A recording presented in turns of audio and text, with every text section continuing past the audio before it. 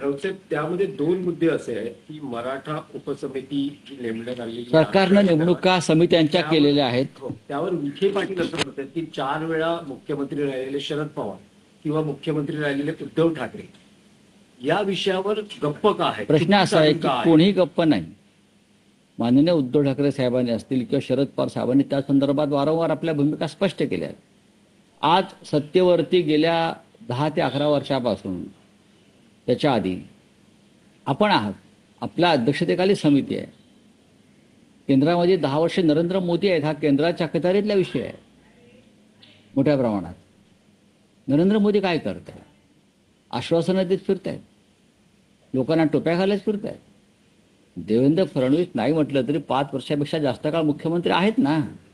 तुम्ही प्रत्येक वेळा दुसऱ्यावरती म्हणजे हे खापं तुम्ही पंडित नेहरूंवरती पण फोडू शकत नाही. नेहरूंनी केलं. तुम्ही आहात ना राधाकृष्ण विखे पाटील हे ज्येष्ठ मंत्री आहेत. राधाकृष्ण विखे पाटील हे अनेक वर्ष त्यांना प्रशासनाचा अनुभव आहे. ते काँग्रेसच्या राजवटीत सुद्धा सत्तेत होते. त्याच्या आधी सरकार होतं शिवसेनेचे, त्याच सत्तेमध्ये होते. आपण सुद्धा सत्तेमध्ये होतात. एकनाथ शिंदे हे अनेक काळ सत्तेमध्ये आहेत. तेव्हा तुम्ही शरद पवार साहेब काय करतात, उद्धव ठाकरे साहेब त्यांनी काय केलं, हे प्रश्न निरर्थक आणि मूर्खपणाचे. या आंदोलनाच्या माध्यमातून देवेंद्र फडणवीस यांना टार्गेट करण्याचा प्रयत्न आहे. कारण मनोज जरांगे हे एकनाथ शिंदे अजित पवारांचं गुणगान करतात, पण संपूर्ण पहा की या विषयावरती मी कोणते भाष्य करणार नाही. ते राज्याचे मुख्यमंत्री आहेत. मी इतकं सांगेन, मुख्यमंत्र्यांनी आंदोलकांशी संवाद साधला पाहिजे. कारण हे आंदोलन साधं नाही आहे. हे आंदोलन सोपं नाही आहे. लाखोच्या संख्येने जर मराठी माणूस या मुंबईमध्ये येणार असेल, आला असेल, येत असेल, तर त्यांच्याशी तुम्हाला थेट संवाद साधल्याशिवाय शांतता राहणार नाही. टायमिंग कुठे ना कुठे चुकलं असं वाटतंय का? मुंबईमध्ये असं आहे की नाही बघा, आंदोलन हे आंदोलन असतं. नक्कीच मुंबईमध्ये गणेशोत्सव मोठ्या प्रमाणात, पण शेवटी त्याने आंदोलनाची एक तारीख घेतलेली आहे. पण शेवटी राज्याचे प्रमुख म्हणून एक बहुमतातलं सरकार तुम्ही चालवताय आणि तुम्हाला सर्व प्रकारचे निर्णय घेण्याचे अधिकार आहे. आज त्याच्यामुळे तुम्ही आणि तुमचे 2 उपमुख्यमंत्री ज्यांनी जरांगे पाटलांची भेट घेऊन त्या संदर्भात थेट चर्चा केल्याशिवाय या प्रश्नाला गती मिळेल किंवा जे वातावरण भविष्यामध्ये बिघडणार आहे ते थांबेल असं माझं मत आहे.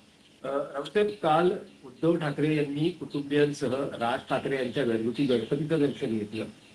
त्यावर देवेंद्र फडणवीस यांची अशी प्रतिक्रिया आलेली आहे की श्री गणेशानं सुबुद्धी दिल्यानं 2 भाऊ एकत्र आहेत, ते एकत्रित राहावेत अशीच इच्छा आहे.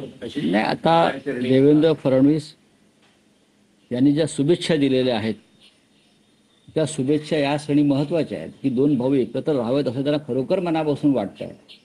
आणि मला खात्री आहे की काल स्वतः देवेंद्र फडणवीस हे राज ठाकरे यांच्या गणरायाच्या दर्शनाला गेले, तिथे हात जोडले. त्याच्यामुळे त्यानेही त्या गणरायाकडे तीच इच्छा व्यक्त केली असेल की महाराष्ट्राच्या कल्याणासाठी आणि महाराष्ट्रावर सध्या जे संकट आहे राजकीय ते दूर करण्यासाठी या गणरायानं दोन्ही ठाकरे बंधूंना बळ द्यावं, शक्ती द्यावी. नक्कीच देवेंद्रजींची हीच भूमिका असावी. नाही, जशी फडणवीसांनी भूमिका मांडली तशीच आशिष शेलारही म्हणतायत.